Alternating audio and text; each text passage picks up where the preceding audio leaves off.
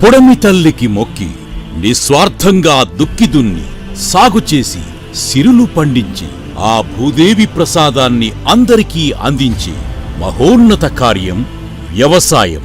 పొడమితో రైతుకు ఉన్న అనుబంధం మాటల్లో చెప్పలేం. ఆ మట్టివాసనే అతని శ్వాస, ఆ మట్టి స్పర్శే అతని జీవన ధ్యాస, ఆ భూమే అతనికి ఆలయం, అదే జీవనాధారం. ప్రతి అడుగును ప్రేమిస్తాడు, ప్రతి మట్టి రేణువును తాకుతాడు. విత్తు భూమిలో వేస్తున్నప్పుడు బిడ్డను తన చేతిలో నిద్రపుచ్చిన తండ్రిలా లాలిస్తాడు. వచ్చిన మొలకల్ని కంటికి రెప్పలా కాపాడుతాడు, రెండు చేతులతో జ్యోతిని కాపాడినట్టు. రేయనక పగలనక కాపు కాసి ప్రకృతి వైపరీత్యాల నుంచి కాపాడి కాపు కాసే వరకు తోడుగా ఉంటాడు. దీనికోసం కాయకష్టం చేస్తాడు, పొడమిని తన స్వేదంతో తడుపుతాడు. సేద్యంలోనే సేదతీరి సిరులు పండిస్తాడు. స్వర్ణవర్ణంలో ఉన్న ధాన్యపు సిరులను చూసి మురిసిపోతాడు, మైమరచిపోతాడు.